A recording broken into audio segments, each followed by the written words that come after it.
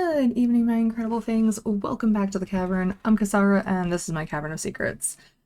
Tonight's movie review is Godzilla Minus One, which is available to stream on Netflix, although I recommend watching the Japanese version with subtitles. I found that the English dub version had changed some things, which isn't surprising. Most anime that is dubbed is different from the Japanese sub version. At least that's what I've found, anyways. For those of you who have seen both versions, did you notice anything different between the two? Let me know in the comments below, as I'm actually curious if that's true or not. I heard that it was different when people watched the English dubbed version, and that's why I watched the Japanese sub version, so I don't know if that's accurate or not. Godzilla Minus One takes place in 1945, near the end of World War II. Kamikaze pilot Koichi Shikishima, there we go, lands his plane for repairs on Odo Island, where lead mechanic Sasaku Takibana realizes that Shikishima was fleeing from his duty after finding nothing wrong with his plane. And for those that may not know what a kamikaze pilot is, they basically sacrifice themselves for the country. Basically suicide missions. Not really surprising that he would flee from that. But anyways, that night Godzilla first attacks. Shikishima fails to fire at the kaiju from his plane and instead gets knocked unconscious. When he awakens, he finds that he and Takibana are the only two survivors left. Once returning home, he learns his parents were killed during the bombings. But he meets a woman, Noriko Oishi, whose parents also died in the bombing, along with an orphan infant named Akiko. Shikishima takes in the two, but suffers survivor's guilt, and PTSD. There's a lot weighing on his shoulders. You can actually see him struggle throughout the entire movie. He finds employment aboard a minesweeper tasked with disposing of the naval mines left from World War II. Eventually, Godzilla reappears and the fight to survive, along with defeating the kaiju before it destroys Tokyo, ensues. I'm not going to give too much away from there. You'll have to give the movie a watch.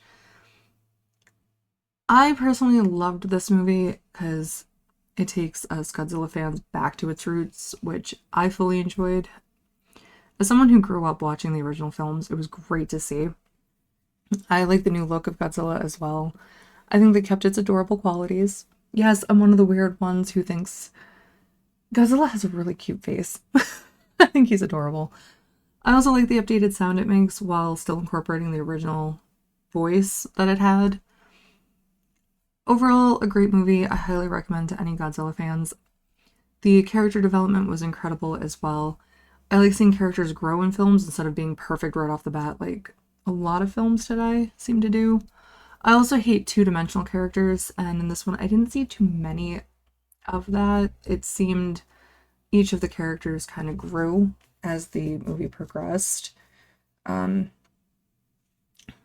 which I personally enjoyed seeing how the characters basically grew up, I guess you could say. Well, not really grow up, but Shikishima kind of was a coward, and he overcame that cowardice for the people he cared about, which was great. I like that type of stuff. Kind of like Ripley, she grew in Aliens. Let me know if you saw the same thing as well. What were your thoughts on this movie overall? Did you enjoy it? I hope there's another. Or did you absolutely hate this one? Let me know all your thoughts below. I actually hope there is going to be another one.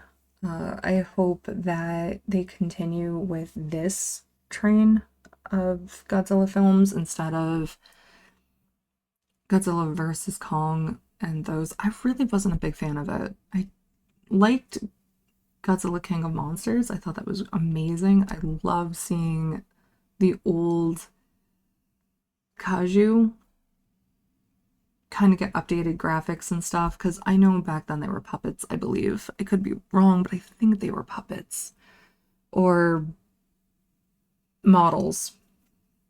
So it was nice to see kind of them in all their glory kind of deal. Otherwise, I wasn't a huge fan of the new Godzilla films until now. Next week, I'll be reviewing Evil Dead Rise. It's available to stream on HBO Max for those interested in giving it a watch. I will tell you, I'm not a huge Evil Dead fan, so I wasn't sure about that one. To the new subscribers, thank you so much for your support. Don't forget to like and subscribe if you're new and enjoyed this video, which I hope you did. It's a huge help to myself and the channel. I hope you have a fabulous weekend and take care until next time. Good night. Oh, actually, yeah, good night. And take care until next time. Bye.